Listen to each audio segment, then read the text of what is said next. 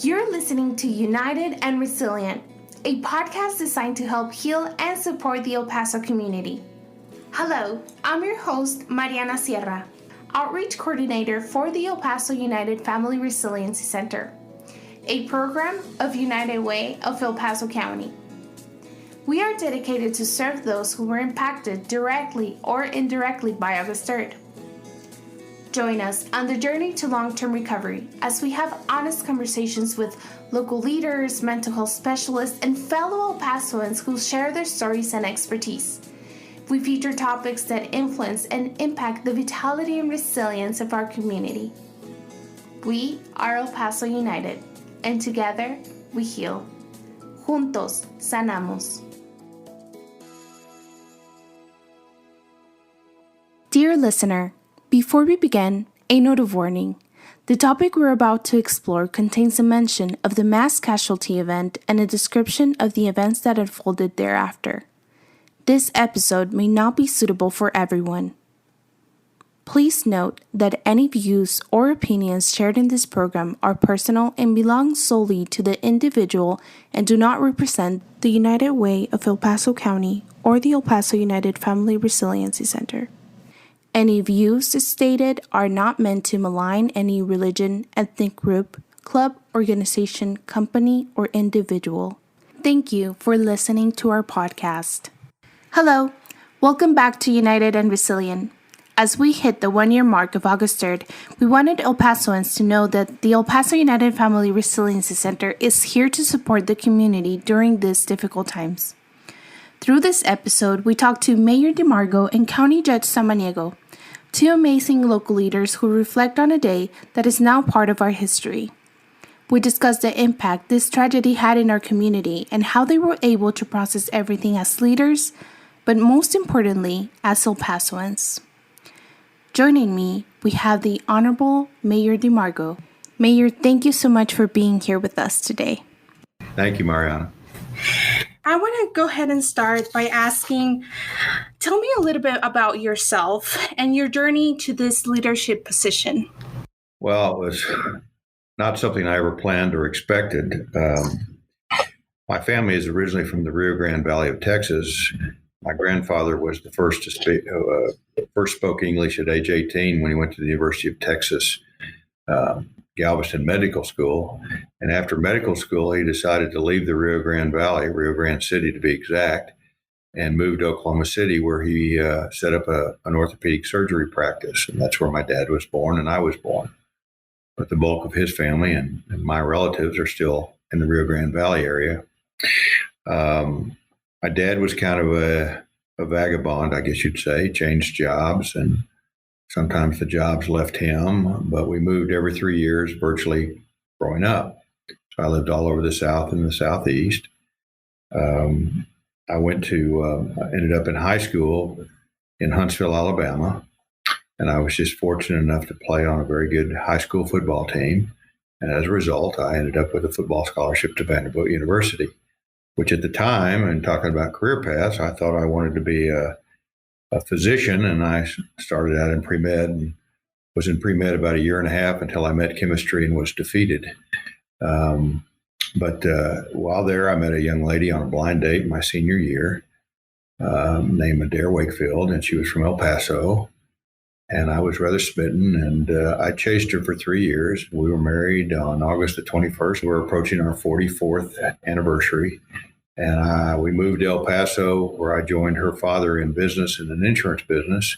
And so basically, I was just in business for many, many years and never, ever expected to get into the political arena. I was always a supporter of candidates financially and otherwise, but I never, ever expected to be in politics. And after I served as chairman of the El Paso Chamber of Commerce, in 2005, I observed what I thought was very poor representation in our state legislature by those that were representing us from El Paso. And I said, well, what have I got to lose? Let me go run for it. So I ran for office and I lost. I ran again and I lost. And then I ran a third time and I won. I served a term in the House of Representatives. And then after I lost re-election after that in 2012, I was contacted by the Commissioner of Education at the time, Michael Williams, and I was asked to become a part of the Board of Managers. There were 5 of us total, and be chairman of that or president of the Board of Managers to do what amounted to a business turnaround of EPISD, given what had transpired under the former superintendent. So I did that for 2 years, and then people started asking me about running for mayor. After the EPISD and the Board of Managers, I did decide to run for mayor and was fortunate enough to be elected in 2017. And that's the long and the short of it. That's the long and the short of it. And last time we spoke, you said something that I found really poetic and really beautiful, that it was that you found roots in El Paso. And I thought that was so beautiful. Can you elaborate a little bit on that? Well, as I said, my dad was kind of a vagabond. I lived in Ardmore, Oklahoma till I was 3 years old, Midland, Texas till I was 9, Jackson, Mississippi till I was 12, Dallas till I was 15. And then I said, we moved to Huntsville, Alabama for high school. And I hated moving all those times. And if I hadn't been in sports, I'm not sure what would have happened. That was the only way I could kind of make friends and get involved. But I always said, when I graduated from college, I said, I want to be able to pick a place irrespective of the job, that I wasn't going to allow the position of the job. And I had no employment at that time, so I was kind of dreaming, but that I wanted roots. I wanted something permanent. And when, after marrying Adair and then her dad talking to me about joining him in the insurance business in El Paso, I said to her, I want to move. We were living in Nashville, Tennessee, and I'd started out in the insurance business when I graduated from college in 1974, and then Adair and I had married in 76. And I will tell you at first, and she's a third generation El Pasoan, she didn't want to come back. And I said, I think it's a great opportunity. I'll tell you right now, you can't pry either one of us from here. But El Paso did. It gave me roots. And it's just a special place. And I'm not going anywhere. El Paso is home, right? I had the opportunity to travel a little bit during college years for internships and stuff like that. But there's nothing like El Paso, my beautiful frontera. There's something so beautiful about it. But you're now recognizing that El Paso is so unique geographically, culturally, and such. What does being a leader of El Paso mean to you? Well, it means the obligation to present our city in a way that most people are unaware of. The biggest challenge I've found as mayor is that we are just an unknown jewel. Yeah. People are unaware that we're the largest U.S. city on the Mexican border. They're unaware that Juarez next door, it's almost just across the street for all intents and purposes. It's not like Tijuana and San Diego, which is a 15-mile difference. It's longer, yeah. We are here on the border, and we've been one region for over 350 years. And people just don't understand that, we were actually here 100 years before the United States was ever founded. And we are truly the largest bilingual, binational, bicultural region in the Western Hemisphere. And we're about 2.7 million people with an average age of somewhere between 31 and 32.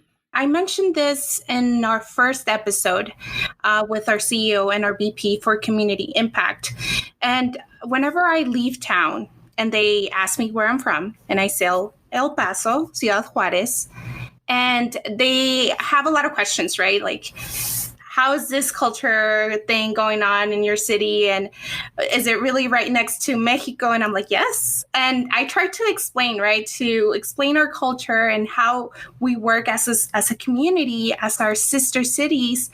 But in reality, when I try to explain and find a decent description of what El Paso and Ciudad Juarez is, I can't because it's so unique. And I always tell them, you have to visit and you have to be there by the border and see how Mexico is right next to you and intake all that force and all that strength and see how in 5 minutes you can be in another country. And that's when you understand. And I saw in prep for this interview, I came across a wonderful speech you gave, and you said that there are families in both cities. So it's just wonderful and it's beautiful. And once you leave La Frontera, you leave and you realize, wow, we're so unique. And like you said, we are an unknown jewel.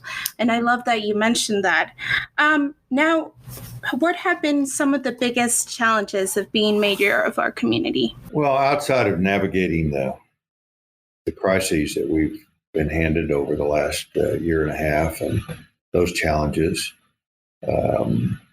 and one thing about those, especially on the immigration one, I have news media from all over the world literally come to El Paso to see about the migration or the immigrants coming across and seeking asylum or a better life. And they would ask me to describe El Paso, and I'd give them all the demographics and the time zone differences. From we have our own time zone, yeah, and all of that, and explain that we're a high desert, that we're almost 4,000 feet above sea level, and we get 8 inches of rain a year, and all that. And people, they have no idea. They have no idea that we're that our county has a population of probably 850,000. There's over 650 in the city itself, and we're like the 20th largest city in the United States. And most don't understand that. They think we're some kind of dusty little community where people still ride horses. And I said, so I explained everything to him, and I'll never forget. I was explaining it to one of the news anchors for a cable news channel, and I said, irrespective of what I've told you, you won't figure it out. You won't get it until you come here.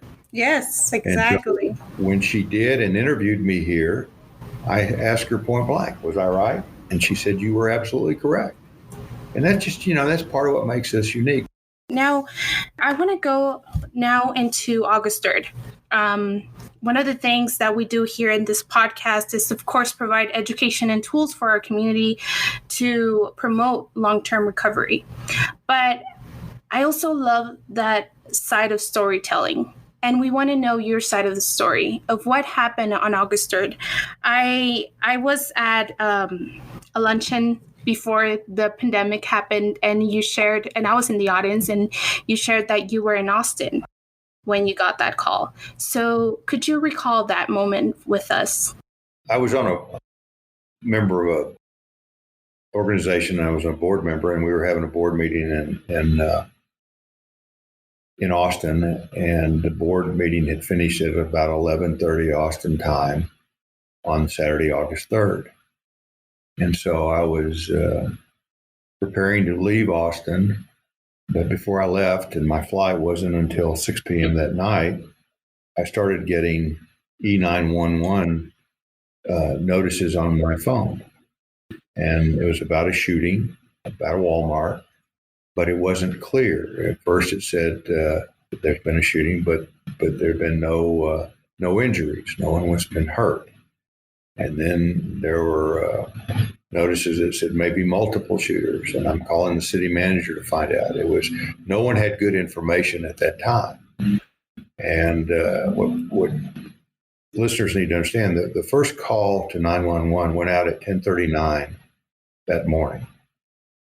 And at 10:45, the police entered the Walmart, not knowing. A 6-year veteran and a rookie, one day off his probation, entered that Walmart. True heroes, not knowing that the shooter was not there. And then at 11:06, that evil white supremacist murderer was apprehended by 2 motorcycle policemen, El Paso Police Department motorcycle policemen, and 2 DPS agents. And it was, to me, they were the true heroes. They went in. Everybody responded. But I'm in Austin, and I'm I'm getting these, and I drive over to a former staffer I had in Austin who had just had a baby, and I wanted to meet the baby, and then leave Austin. So I got over there, and his television was on the national news, showing live pictures of the Walmart and what was going on. And I look at that, I start seeing my phone going off again, and I go, I got to get home. And as I said, my flight wasn't due out till 6 p.m. that night. And I told him, I said, I can't wait. Well, he had the ability to get me a plane. And so we rushed to the airport to take a private plane from Austin to El Paso. On the way to the airport, the governor calls me. He's been alerted, and he asked me, he heard I was in Austin, and he wanted to know if I wanted a ride with him. And I told him, no, sir, I'm on my way. I'm too far along. I'm on my way to the airport. I've got a ride. I'll meet you in El Paso. And so I remember getting calls from national media. I think CNN was calling me, and I'm about to board the plane. And my last information was there may be multiple shooters. We didn't know what. It's the fog of the moment and the tragedy. And so I board the plane. I remember answering the CNN reporter, who I remember as Wolf Blitzer, and he asked me about it. And I said, this is all I know. I'm on my way to El Paso. So I board the plane, and for an hour and a half, I have no internet or no connection. So, frankly, all I do is look out the window and pray, because I couldn't do anything else. So we landed about 1:30, and my dignitary detail met me, and I go to the 911 center, the fusion center, and then I have the briefings by the police department, the FBI, the Department of Justice, Texas Department of Public Safety. I see the missive, the so-called manifesto by the shooter. I read that, and it's I'm just upset. And then the governor he arrives, he gets briefed, and then we do a joint press conference that was shared with everybody. And then I go, we set up, EPISD did a great job, along with, Red Cross, United Way, Salvation Army, everybody. They go to MacArthur School to set up a point for receiving the families for notification purposes. And so I go over there to see the families and greet them, and that was tough. And they're being notified as they process the crime scene of their loved ones who have been. They knew about the injured already. Remember, there were 46 people shot, and 23 died.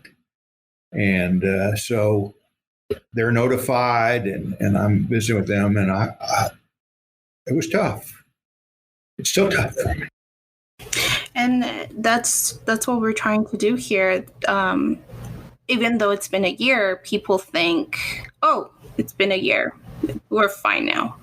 But really, it's okay to not be okay. And I thank you for sharing that story, because I know that as a resident and as a citizen, you look up to your leaders, right? And as I was watching this, I look up to you and I saw your strength.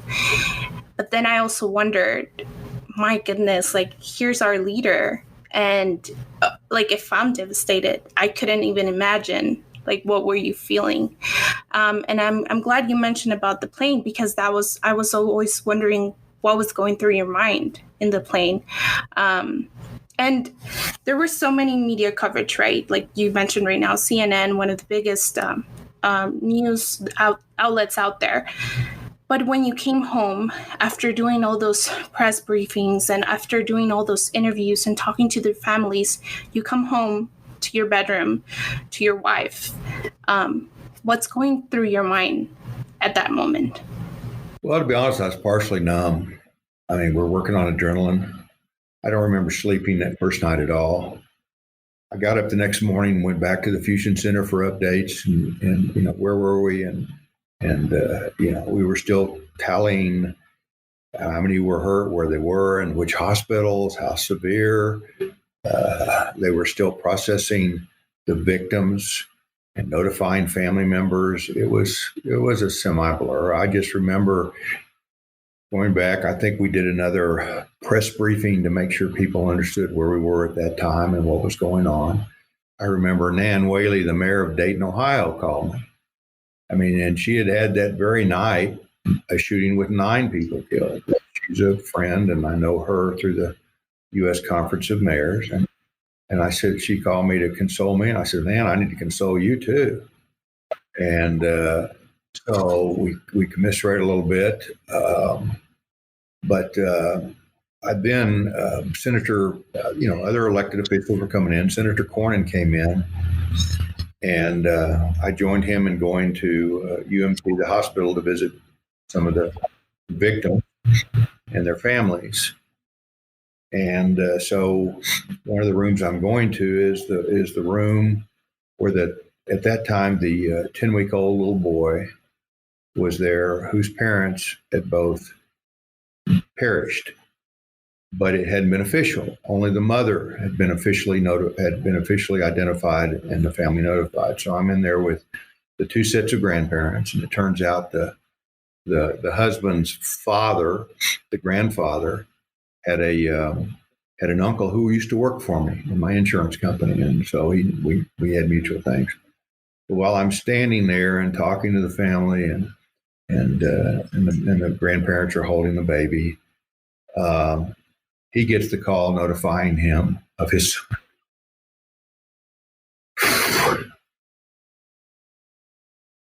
So he's notified officially of his son's passing and has to go to, actually he's told he needs to go to MacArthur so that they could formally tell him. And then I remember we left and I went to United Blood Services. We wanted to get blood. And I go there and, it's 100 degrees out on August the 3rd. And there's a line all the way around. Yes. And we walk in there, and after people give, cheers go up. And I think what a contrast, what a dichotomy to go from the hospital room with a 10-week-old little boy who just lost his parents, with the grandparents who were just notified, to a blood bank in which El Pasoans are standing out in the heat for hours to give blood. And I said, that's what we're about as a community. And that's what makes us so different and special. Yes. It was very overwhelming. I was there at the blood bank, and it was, my gosh, like you said, it was such a big contrast of going on scene and then seeing the community. And then at that moment, you realize this didn't come from us. Like, we didn't do this to our own community, because this is our community, this line of people. And I remember I saw the guy who was delivering pizzas for people who were waiting outside, people bringing water bottles to people who were, because of the heat, like you mentioned. And there was a truck out there doing snow cones. Oh yeah. I had one with him, but I said it to the media from day one. This individual, this evil, hate-filled white supremacist, had to come from 700 miles away. That I'm convinced that would have never happened with anybody from our Borderplex region. It's just not what we're about. And I'll tell you, the media, that whole week following, when I had to do interviews every single day, and they're camped out in the parking lot above the Walmart interviewing, all they could tell me before and after an interview was they could not believe how gracious and hospitable and sweet and kind our people are. They were blown away. I'm talking about all these New York or Washington D.C. or all these big reporters. Every one of them said that to me. which is, again, I think, a reflection of who we are and why we will not let this hate-filled individual dominate us. It will be part of our history, but it will not define us. And that's what I take. It just, it gave us a chance, in spite of the tragedy, to reveal who we are and what we're about as a community. I love that. Right now, you mentioned that you called the mayor of Dayton. And I'm wondering, where does one look for guidance in leading a community during something like this? Did you make any connections to other cities that have gone through something similar? Yes, I did. And the governor provided me with some tremendous advice. I mean, up until that time, we were the third tragic shooting he'd had to deal with. Sutherland Springs and the one outside of Houston and the church, the Sutherland Spring Church and everything else. And he gave me some insight as to what to do to help the families and expedite things so that they could get their loved ones back and funerals held to begin the process of healing. And I had calls from Orlando, Florida, from you name it, everybody that's been. And I've been on some panels with the mayors from Parkland, Florida, Orlando, San Jose, California, Pittsburgh, you name it, all that had gone through in some form, some kind of tragedy similar to ours. So we've done that. But I got to tell you, the overarching place I went for support was prayer. I love that. I couldn't have made it without a foundation. I love that. And I love that you're sharing that with us, because I know a lot of people who are listening find a lot of strength in prayer and religion. And thank you so much for your vulnerability. I know it's difficult to recall what happened a year ago. So now what are the next steps that are being taken to ensure the safety of our community? Well, before and even after, we've been ranked as one of the safest cities in the nation. And our crime rate this year is even down 3% over last year. So, I mean, I attribute that to the leadership of our police department and our first responders and the police we have who are committed. The unique thing about El Paso is we have so many multi-generational families here. People who, like you, may go away and then want to come back. Mm-hmm. And my youngest son went away and came back. And there's just something special about this region and our community that's hard to define. And but that also is the same caliber of individual that makes up our police department, our fire department, our first responders. They're committed and care about this community. And I think we are as we are one of the safest cities anywhere, and will continue to be based on that leadership. So I don't have any concerns about that. This, as you can tell, I took August 3rd personally. It was a personal attack to me, and I can't let go of that yet. I sure will, but I think I'm going through the same kind of grieving process most everybody else is.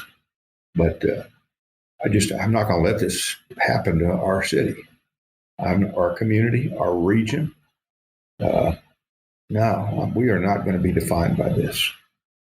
And I think that was the biggest part for me too, that I felt this so personal because of who I am, because I'm Mexican American. I've never felt so unsafe by being just me. So that's why it was so hard to process. And that leads me to my next question. I know you mentioned prayer, but the emotional toll of leading a community through this can be difficult. How have you been able to take care of your mental health?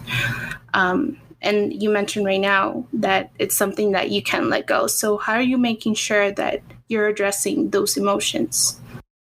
Well, there are times, as you can tell, when I break down that I'm probably not really addressing it as well as I probably should. But my faith is pretty strong, and I do several Bible devotionals per day, and I pray per day, and I pray for this city, and I pray for wisdom and discernment, and so that's really it. That's what keeps me going. I mean, it keeps things in perspective, keep things in balance, and everything. I mean, marriage, work, you name it, it keeps it in balance for me. And this has been going on. I made a change in my life when I was in college, and I've tried to adhere to that since my junior year in college. And so I just have a regular daily ritual of a quiet time in the morning when I read the Bible and I pray. I love that. I love that. I also find a lot of strength in religion. I'm a very religious person, a very spiritual person. But I also find that crying is good. Well, sometimes you can't help it. Yeah. But I've been praying about it and seeking help. So now my two concluding questions would be, what does the road ahead look like for El Paso? If we talk about the fact that we've been here for 350 years, over 350 years as a region, and 100 years before the United States was ever founded, during that time, our culture, our region, our people have withstood revolutions, wars. We are a strong, surviving population with roots that are unique. I mean, the quality, character of the people of our region is phenomenal. I don't know that in moving around and traveling, I've ever met any people, any groups from around the world that measure up to what we have here. So I think we have a resilience kind of embedded into our genes that others don't have. And then the fact that we've got, typically, unlike a lot of areas, we're not really a transient population. People want to stay here. They want to stay with their families. And we have, we'll have not just 2 generations, we'll have 3 generations. In some cases, 4 generations of families living, nearby, and if not necessarily in the same home, but we're together. We have a connection with families. The size of our families is larger than most demographic statistics. I mean, that was what was tough on the COVID stuff, is limiting gatherings to 10 when typically you got families that are bigger than 10. Yes. I mean, that's just, that's kind of who we are and what makes us, to me, unique and special. So I have no doubt about our ability to withstand this and move forward. Thank you so much for your answer. And now, you mentioned right now that it seems that resiliency is engraved in our veins. What does resiliency mean to you? To be able to put things in perspective, to understand that the burdens don't have to be taken on all by yourself, and that there are ways to deal with those challenges, and the sun will come up tomorrow. That not every day is going to be like the day that you may be experiencing the most challenges. That things will get better. That there is a hope, and we need to keep focusing on that. So I think that's what keeps me going. I mean, I kind of think back and I think to myself, I'm blessed to be here, but this isn't heaven. And now my last question would be, what is the message of hope you would like to give to our community? That I kind of alluded to a while ago, that just, we've been there, done that. We've survived other things, other tragedies, other challenges, and we will continue to survive as a community. and we have our uniqueness is in our culture and our commitment and our character, and that will sustain us. And the fact that I don't know of a more loving community that cares more about their fellow man than El Paso. I mean, I was called last week by the New York Times to tell me that we were ranked one of the cities that most wears face coverings. And I was kind of surprised. Well, I said, I appreciate that. They called me Friday. And the point I'm making is, I said, if you think about it, it doesn't change, but we care about each other. We have a caring community, and it's just kind of the nature and culture of our region and our binational, bicultural world. So I think people ought to come here and learn how to live. And think about it. We have, because of immigration back in the 20s and the 30s, we were like an Ellis Island, and that's why we have Syrians, we have Lebanese, we have a mixed culture, and they all grow up together. My wife Adair would talk about eating matzo balls at one family, and then Greek food at another, and the Syrian. It's just we are a blended community, a blended culture. And I honestly we're not segregated. We're all in this. We all live together. We don't have neighborhoods that say, well, they're of this distinction or that distinction or what. We don't do that. We're all one, and I think that's what makes us exceptional. Thank you. I love that. We are one. And I just really loved my time with you, Mayor. I cannot be more thankful. And thank you for being so vulnerable with us. Thank you so much for joining us. Thank you. This is United and Resilient. We'll be right back. My name is Jorge Rodriguez. I am the Emergency Management Coordinator for the El Paso City County Office of Emergency Management and Assistant Fire Chief. Where was I on August the 3rd? August the 3rd began like most of my Saturdays. I had arrived from the gym and was making breakfast with my wife when I received the first message from our 911 communication center that read, "Active shooter, Walmart, 7101 Gateway West." Immediately, I assumed it was an isolated incident, but within minutes, I read the second message, which read, "Shooter with an AK-47, several dead." I turned to my wife and said that this was the real thing and that I wasn't sure when I would return home. I paused, took a deep breath, because I knew that we were in for a marathon. I immediately called upon to activate the EOC and began prioritizing. I had a 20-minute drive over Trans Mountain to the EOC, during which messages continued to pour in from the 911 communication center, the media, and other sources. Much of it, we later learned, was misinformation and incomplete. Although at the time, difficult decisions needed to be made with the information provided, such as there being multiple shooters at different locations from Costco to Cielo Vista Mall. Upon my arrival to the EOC, several agencies were already in the ground and operating. Walking into the EOC is a moment I won't forget. Looking up overhead at our giant screens and seeing our safe and beautiful city across all the major news networks with the headline that read, "Active shooter, mass shooting in El Paso." Within 1 hour of our initial shots fired, hundreds of brave first responders were on the scene, and EOC staff began coordinating critical information and resources. On learning the shooter had been apprehended and much of the misinformation had been cleared, we began working on the consequence management aspects of this incident, which was immense. Initially, providing a point of reunification for loved ones of those impacted by the shooting was a top priority, as well as deploying mental health resources in the community. By 5 p.m., Governor Abbott was in our EOC, and we held our first of many national press conferences. Over the course of the next 12 days that the EOC was activated, we worked with our community partners to establish a family assistance center at the convention center that served over 700 individuals and their families. And concurrently, we planned with our public safety agencies for both a presidential visit and a large vigil held at our downtown ballpark. Throughout the first 12 days, the question remained in my mind as to what the long-term recovery from this incident would look like.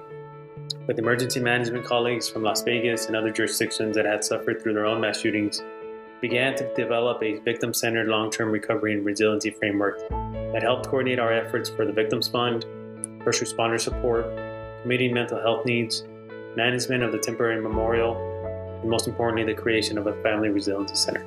Partnering with the El Paso chapter of the United Way, under the leadership of Deborah Zuluaga and Christina Lamour, the El Paso United Family Resiliency Center was born, which to this day continues to provide opportunities and resources for our community to heal. The pain and fear in everyone's eyes on that day will forever stay with me. But the beauty and kindness displayed by our great city carried many of us to press on with the work that needed to be done. In the end, El Paso's love and compassion resonated across the country and the world. And in the midst of this tragedy, El Paso remained and continues to be united.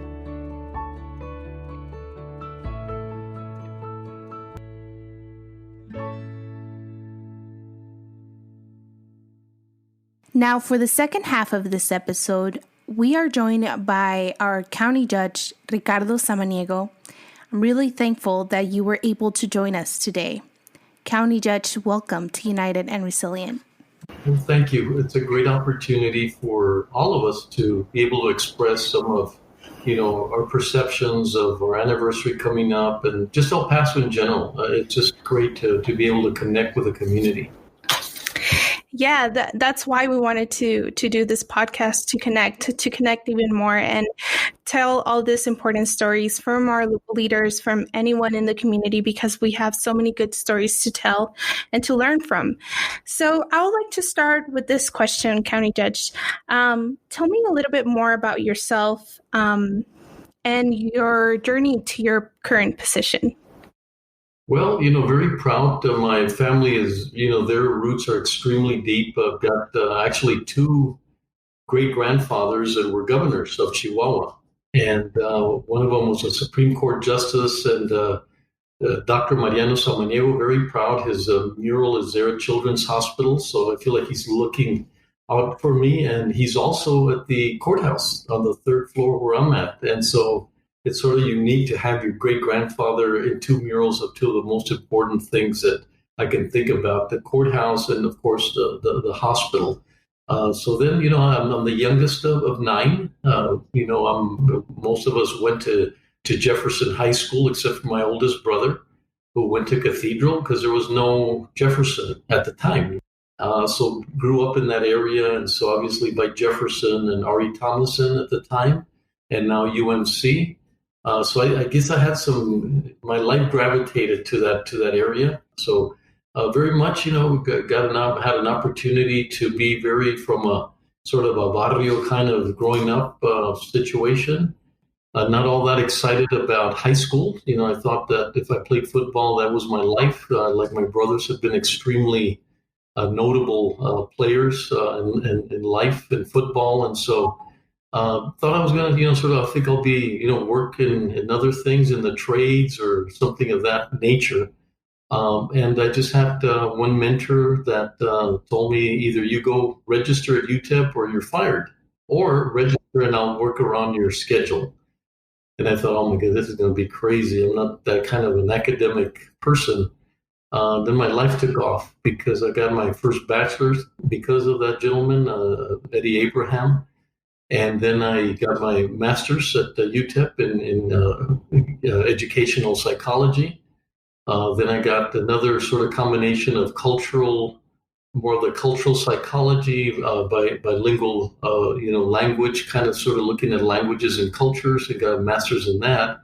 Then very fortunate that I was able to get a master's in economics at the University of Notre Dame. So had quite a different variation that matched my life. My first was Parks and Recreation, and I was the assistant Parks and Recreation for the recreation centers, and decided that around that area was mental health. And I got really, really into mental health. Mental health became a big part of my life. So very excited to do that. And then from there, I realized I wasn't making that much of an impact, because you see maybe 100, 150 clients a year, if that, and went into HR. And in HR, then I was really able to to do some things at a greater scale, which was at the Maquiladora. So, very, very type of diverse type of education, as well as a very diverse career path. I think has been extremely helpful for me. And I love that you mentioned something that you have that mental health background and that psychology background. And it's so interesting because that's what we're trying to do here at United and Resilient and at the El Paso United Family Resiliency Center. We want to advocate for mental health, and we want to educate people on why it's important to take care of their mental health. So it's really interesting that you can bring that insight into your current role. So I want to go into my next question. What does being County Judge of El Paso mean to you? Well, it means a great opportunity to do some of the things and continue some of my great-grandfather's legacy of wanting to do good and be, public servants. So a great opportunity. It also, as you saw from my education, I always got pegged into one or the other. Ricardo, the psychologist, or the businessman, or one or the other. I didn't know where. When I thought I was going to retire, I really didn't know what was I going to do with all this preparation that God had gotten me into. I felt like He had a plan. I just didn't know what the plan was. And when I became county judge, then I realized that almost everything that I did became an element or an opportunity to be able to help the county. And so it's just a very big blessing that when I'm at Commissioner's Court and something comes up, it's I can sort of go back to my own experience and not experience from a book, but my actual, it's almost like a file where I could remember what happened, and it brings about a lot of opportunities for me to look at things from a different perspective. So it means a lot. It's a huge privilege. I get up every day wondering what I would have done if I weren't the county judge, and what I would have done with all that background and education. Maybe I would have volunteered, or maybe I would have been on boards, and I would have been, but I wouldn't have had such an opportunity to really capture who I am and the essence of my life to do some things for the El Paso community. It really was like a little school, something life was preparing you to be where you're at. So that's something very interesting. And my initial question, when you were telling me a little bit about your roots and how you grew up in El Paso, so you're a native El Pasoan, born and raised. So what do you love about El Paso? Well, I love that everybody you meet says, "Where'd you go to high school?" That is true. That's one of the first questions that they do ask you. And I thought it was unique to everybody. No, it's El Paso. Because that's the way we connect. We're the biggest little town in the world. Where it takes three minutes for me to say, "Oh, so you are el primo de la hermana del cuñado," and then we connect, right? We're connecting with them, and so it's very, very powerful that we're able to talk to someone. I can guarantee you, and then whenever you want to try it, I'll take you on. We'll go anywhere, go downtown, and we'll see someone. And before I can connect, somehow I know their mother's friend or someone. Very surreal and very beautiful that we live in this community, that we know each other, we care about each other. We're protective of our community. I respect this community tremendously. I love that. You're right. We're truly all connected somehow. And if not, we'll figure it out. We'll figure it out to find a way to be connected. We're very community focused. That's what I see about El Paso, and that's what I love about El Paso. Now, Judge, I want to go a little bit into August 3rd, because that's what the main focus of this episode. So in preparation for this interview, I saw you and the mayor doing a lot of interviews. And early on in my interview with him, all I could think about when seeing you guys do those interviews, I was thinking, well, what was going behind the scenes? What was going on their heads? So where were you on August 3rd, and who gave you that sad news of what happened? Well, I got a call from the sheriff saying that there was a shooting, that they weren't quite sure what was going on. But I was somewhere, came home and said, okay, I'm ready. I don't know what's going to happen, but I know that I have to interact with the community. It's an instinct, especially if you're in mental health. You're trying to figure out how do you minimize any situation. So I didn't know how small, how big it was. I guess about less than 35, 40 minutes, I was at the hospital. And I met up with, I called Bishop Seitz. Actually, he called me and said, I'm trying to get in, but they're sort of limiting who goes in and who's not. I said, well, having just the church and church members and a faith-based community would be very important. And it was very, very surreal because I felt like someone had, like if you had walked into your house and it had been robbed. And you get this feeling that, somebody just opened the doors wide open and went in and did what they had to do. And so a couple of hours later, I was at the command center and reading the manifesto. And as a psychologist or a person who, I dealt a lot with these kinds of things, reading letters and so forth to understand the mindset of people, I was trying to find some insanity. I was trying to find, some insanity in the whole deal, but I couldn't find that. I just found a rational person making a decision that Mexicans were in the way of progress for the United States, and that we were dangerous people, that we were, taken away from Mexico, from the U.S. And so you can imagine if your family comes from Mexico and you've got that kind of preparation of those family values and being an El Pasoan, to read that manifesto was extremely, extremely difficult for me. And but I wanted to put on my judge hat. Then I found out that MacArthur had been established to take on the families that they were missing. So when I got there, the families were already notified as to who, they knew who was out, who wasn't, and then there were names that they didn't know.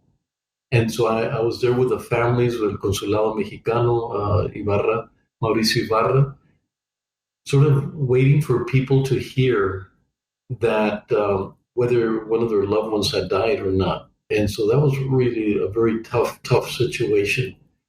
During that time, I think I went back to the hospital, and I was so impressed with all the doctors wanting to come back on shift, and Jacob Cintron and Cindy Stow telling them not to. We're going to need you more. Stay home. No, we want to go in. We want to go in, and everybody was trying to be there. By that time, there was water. People were just pouring in to try to help, and then right there, you started feeling like you were, what El Paso is all about. And you got a huge sense of what El Paso meant.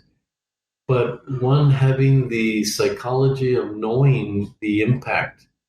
Sometimes it's scary when you've been through this because, I had to work with so many clients that go through grief. I studied on the process of grieving with Kubler-Ross, her, death and dying. And so you're almost aware of what's going to happen. And that's pretty hard because you're not only aware that it happened and you're in shock, but you're also aware of what's going to happen later. And from that moment, I just took it on myself that I was going to try to sort of be vigilant to the mental health recovery, not of the victims themselves, because they have, people that are helping them directly. But I said, who's going to take care of the evolution of the community, of both Juarez? And so my mind was sort of going ahead of me, trying to figure out what all of these things meant. I do want to ask you something, Judge, if I may. I'm so grateful that you have that psychology background and that you want our community to heal. But I think about how the emotional toll of leading a community through this can be very difficult personally. And since this podcast advocates for mental health, how do you make sure that you are taking of your mental health at the same time as helping the community to heal? Well, it's interesting, but the fact that you're helping is one of the biggest therapeutic things that anybody can do. The act of helping.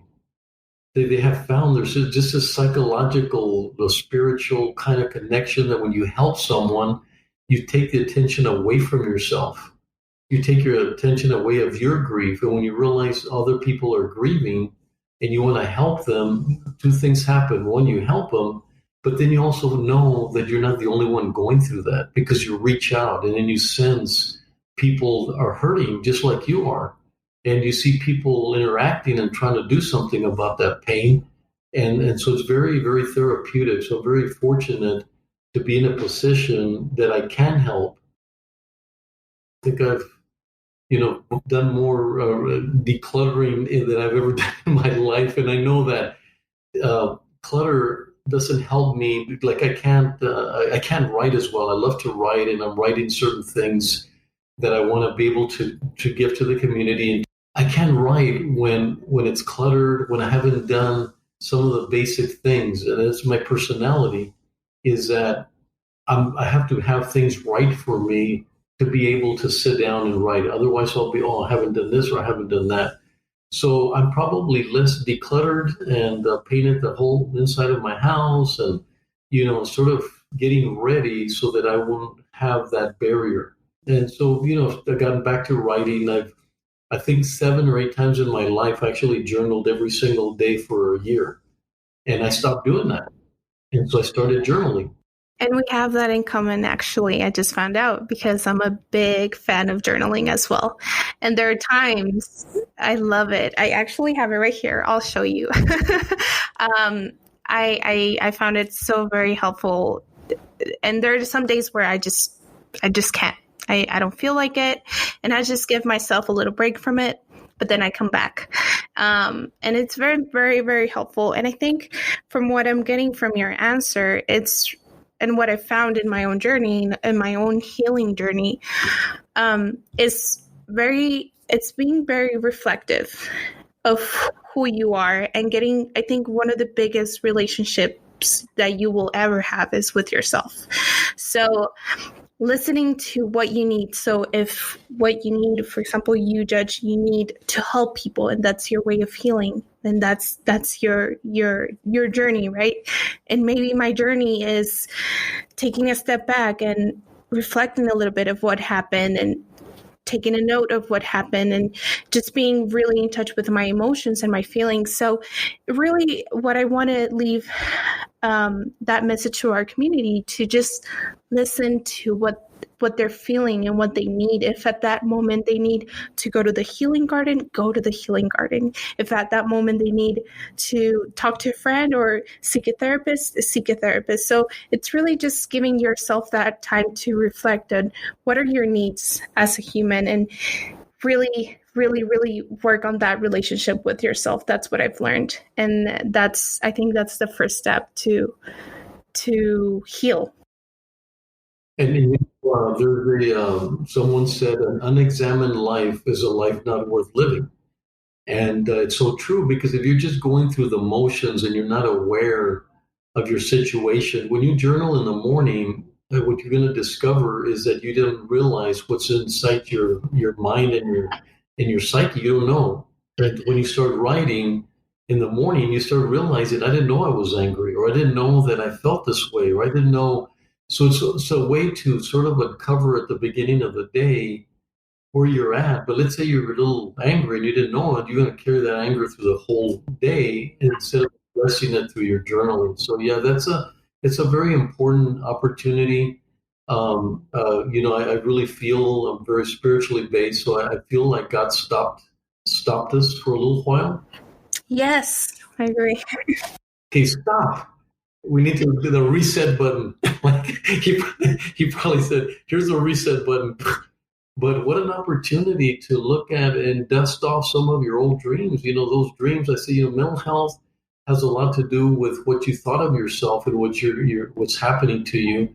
One of the things I ask people all the time is to say, what's the difference between who do you want to become and who are you becoming? That gap is very strong. Who I want to become and who I'm becoming could be going in totally different directions. And the further you move away from who you want to become and you're becoming something else, the more difficult it is for you to have mental health and feel good about yourself and feel self-confident. And so I always tell people, just put it on your desk, just put a little thing that says, who do you want to become, but who are you really becoming? And sometimes as you close the gap, you start feeling better about yourself. And I think right now the world slowed down on us, and it's an opportunity to get on whatever it is that maybe was too fast for you, maybe it was too confusing. So anyway, some of the things that helped me sort of put my life sort of in order. And that's great. Thank you so much for sharing that with us.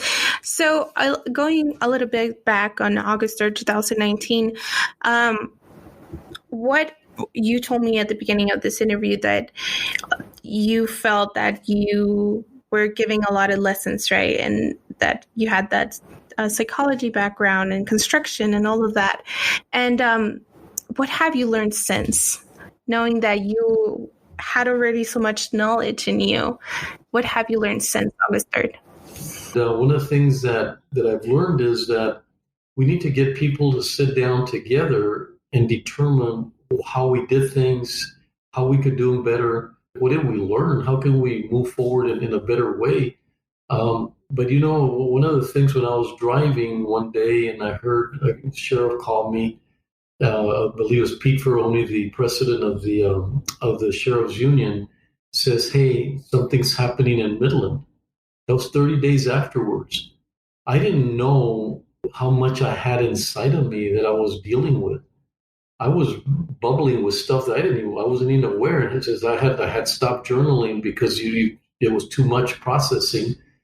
Wow, my God, I didn't realize I had so much. I had to pull to the side of the road and just I got emotional to think that 30 days later, something else was happening and that we weren't even ready or prepared to help that community. And so here we are, we've experienced it 30 days later, and we're already being asked. Not in my life would I have thought that 30 days later, I was thinking, man, we got about a year. I'll learn, and then one day something happens, and I'm going to be very valuable to somebody else because we've learned from this. And boom, here we are, 30 days. Got flat-footed, we never helped. I never was able to help them. I think I sent one text wishing them well and that I was available, and that was it. Actually, just being the fact that you just, what you just said made me think that maybe at that time you weren't ready because you were still processing, and that's okay too. Yeah.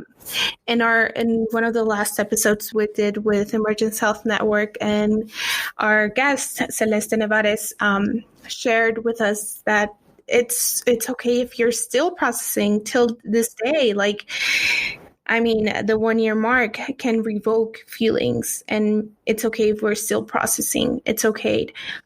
Now, Judge, I want to ask my concluding questions. And first, I'll ask this.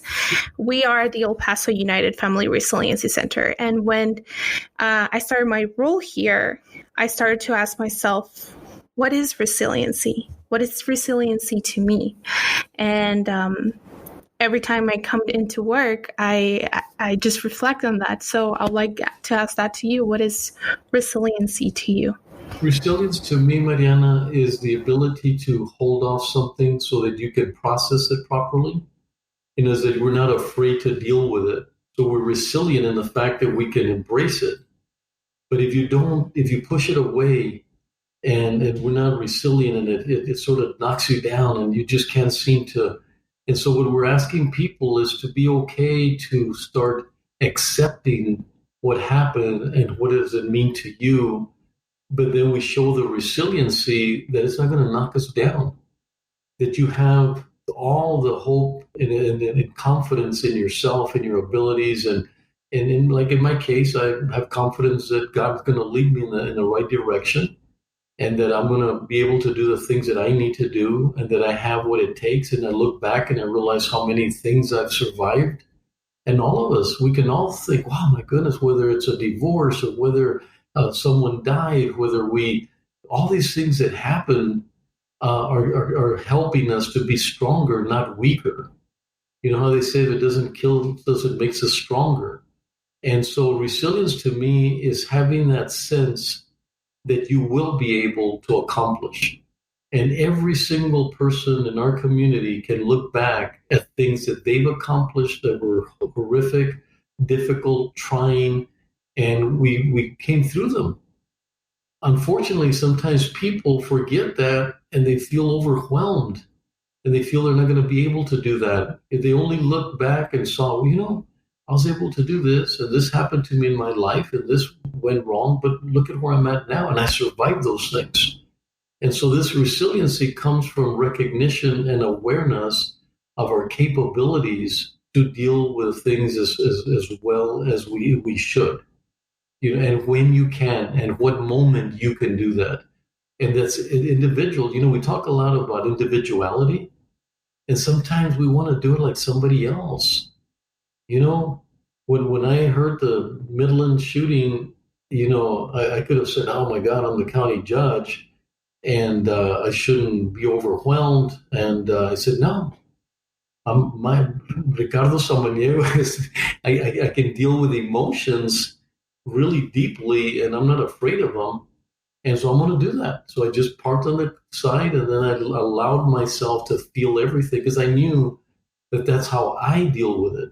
I allow it to hit me and then I deal with it. Some people, it's a little bit at a time.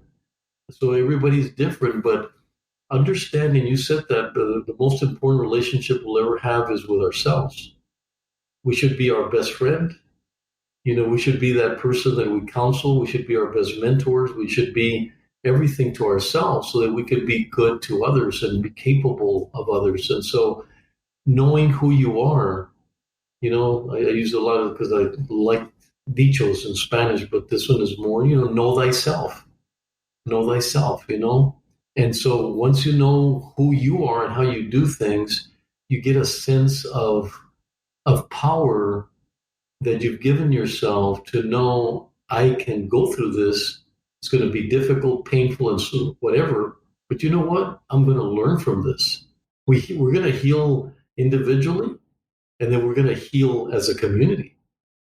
And there's two separate things. I might be behind the community, and then I feel better about where I'm at in healing as a community, but I might be a little behind. Or I might feel very good where I'm at as because of my background, but maybe the community, I'm still not there in part of the healing process as a community. Going a little bit back to what you said, giving yourself the permission to feel. I love that. I love that you pull your card to the side and just let that emotion, because sometimes we don't have a good relationship with our emotions and it's so natural. And so yeah, giving yourself the permission to feel. And now, County Judge, I want to ask my last question. I'm sorry that our time is almost up. I've been enjoying this conversation a lot. What would you say to those people who were deeply impacted by August 3rd? What's your message? I think the most important one is that what I've seen is that people that are heavily impacted have more of an opportunity to come out stronger because they felt it, they sensed it, they're living with it. And if they can make sense of what happened, it makes us better people. You do have that opportunity to come out stronger. You need to nurture yourself, obviously. You got to find people around you that will nurture you as well. You do have to stay away from people that might not be nurturing you, that are affecting you in a negative way. It's an opportunity to step back. And I use the repurposing a lot because you repurpose yourself. Because whatever happened at that moment has been sort of thrown aside. You're now in different emotions, different feelings, so now you have to recreate yourself and say, what is it that I'm going to come out of? And when you come out stronger, and if you realize that that's helping your spiritual self, it's helping your mental health, to make every effort that this does not knock you down, but it makes you stronger. It's very difficult for people to understand that you can come out stronger. I don't want to simplify it in any way, like, okay, I'm going to become stronger. It's a very difficult journey, but it's a very rewarding journey to find out that when you go out there and you're making that effort, it's very rewarding because you're going to be in a situation to help others, either directly or by your role modeling. Those that have been highly impacted, we care a lot for you. We're a community that's rallying around you, and we want you to be successful. We want you to come out better. We don't want anybody, we keep saying we don't want to be defined by the situation. We do want to be defined by the fact that we came out better and that we're ready to do some better things. Thank you so much for your message, and thank you so much for your time, Connie Judge. I really enjoyed our time. Thank you so much for listening today. We hope this content serves you and your loved ones as well. If you enjoyed our podcast, please do not forget to subscribe and follow us on Facebook, Twitter, and Instagram at El Paso United FRC to learn more about our commitment to the community's long-term recovery. Please join us on the next episode.